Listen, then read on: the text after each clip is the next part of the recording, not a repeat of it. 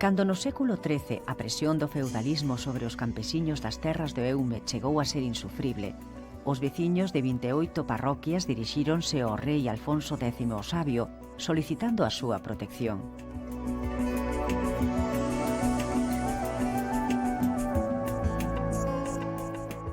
O monarca, no ano 1270, fundou a vila de Pontedeume para, como di o documento rexio, para ser mejor poblada la tierra e se mantenga más en justicia en el lugar que dicen de Pontedeume, e que fagan en el vila en la que tengan las mayores casas pobladas, y encierren su pan y vino, e que fagan mercado cada mes.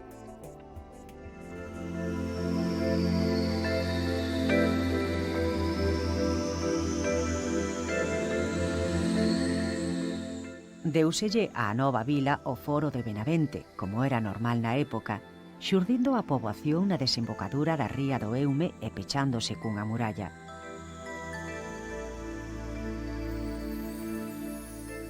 Sen embargo, pouco lles duraron os privilexios reais aos veciños da vila, porque antes de que pasaran 100 anos da fundación, outro monarca, Enrique II, doulla a Fernán Pérez de Andrade, xunto coa aldea de Ferrol e todo o territorio da comarca coas súas aldeas e xurisdiccións. Os condes de Andrade converteron a Pontedeume na súa capital, levantando nela o seu castelo e, posteriormente, o pazo onde residiron os seus descendentes ata o mesmo século XX, hoxe desaparecido. No solar que ocupou o pazo érguese na actualidade o mercado municipal, obra do arquitecto racionalista Antonio Tenreiro.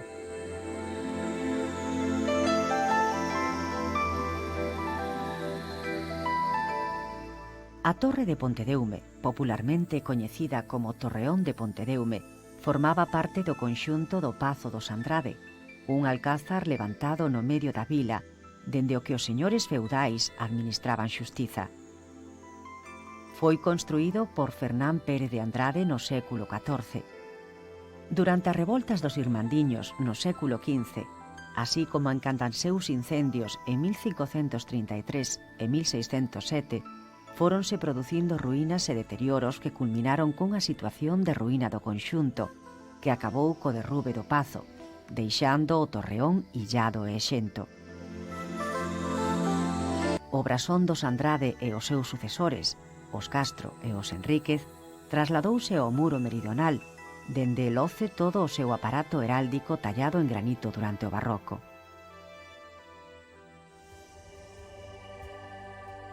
A igrexa parroquial de Santiago é un edificio de grande riqueza arquitectónica que lle ven dada pola aportación de dous estilos artísticos propios da época da súa construcción en 1538 e da súa reedificación no século XVIII.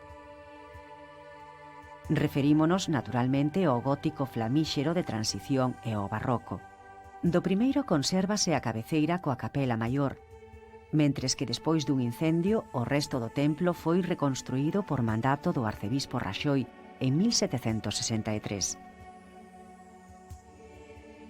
A capela maior, de planta rectangular, foi edificada polos Andrade en 1538 con bóveda nervada de estrela, formada por 17 claves nas que se aparece o escudo da familia nobiliaria señores da vila. Nun dos seus costados atópase o sepulcro de don Fernando de Andrade. A fachada do templo está formada por unha grande pantalla rectangular dividida en 3 corpos verticais cunha portada de acceso en cada un.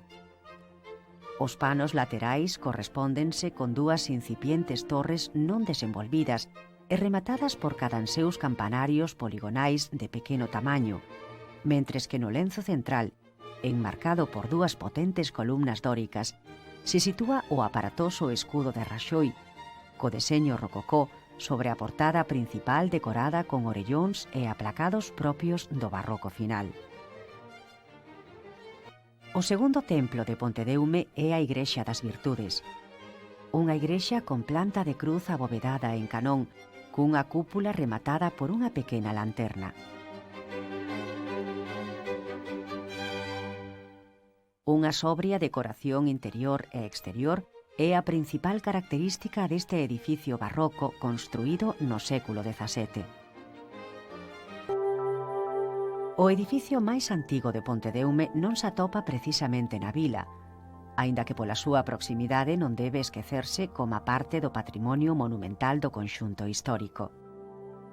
Trátase da igrexa do antigo priorado de San Miguel de Breamo, o único resto conservado do que debeu de ser un conxunto monástico situado no cumio do monte de Breamo, na ladeira do cal se asenta a vila.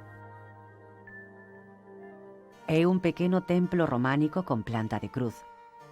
Ten unha soa nave, dividida en 2 tramos cubertos cunha bóveda de canón e un cruceiro das mesmas características, dende o que se accede ás 3 ábsidas semicirculares que forman a cabeceira.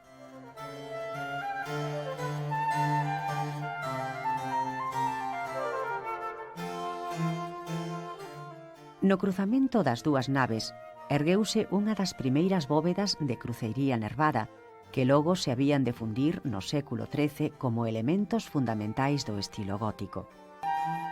O convento dos Agustinos de Pontedeume foi fundado por Fernando de Andrade en 1538, permanecendo ocupado por esta comunidade relixiosa ao longo de varios séculos, ata a desamortización, cando en 1842 foi cedido á vila para utilizalo como escola, cuartel e cárcere. A igrexa do convento foi demolida co pretexto de ameazar ruína, cando a vila medraba e se extendía por este lugar. Recentemente, no ano 1982, levouse a cabo unha rehabilitación do edificio para destinalo á Casa da Cultura do Concello. Outro edificio público desta vila é a Casa do Concello co Torreón Municipal do Reloxo. Como noutras vilas galegas, o reloxo elevado sobre un torreón civil é todo un símbolo da organización municipal medieval. Sen embargo, os alcaldes ordinarios, os rexidores, procuradores, escribáns e o alguacil eran nomeados pola Casa de Andrade por privilexio real de Enrique Trastamara, o que a inestimable axuda de Fernán Pérez de Andrade lle valeu a coroa de Castela. En 1607, un voraz incendio arrasou Pontedeume, destruíndose o concello co seu reloxo.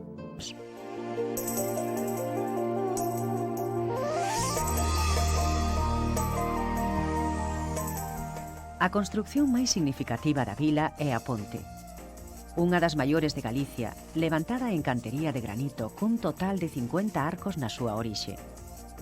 Por narracións antigas sabemos que sufriu un importante afundimento no ano 1782, cando unha riada derrubou 6 arcadas, así como a numerosos e continuos deterioros debidos ao paso constante de carruaxes con cargamentos e tropas destinados a Ferrol e aos arsenais.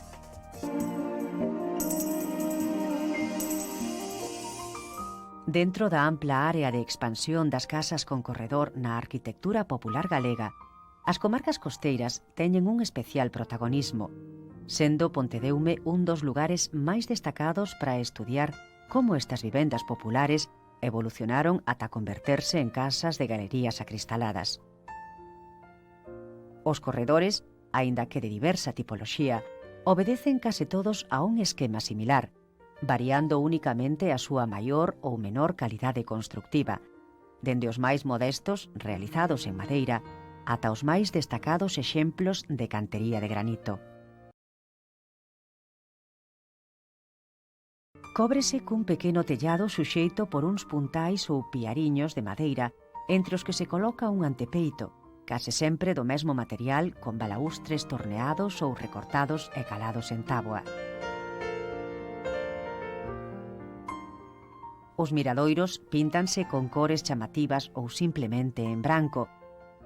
Atopámolos abertos completamente ao exterior ou pechados lateralmente por entaboados que os protexen de ventos e vistas.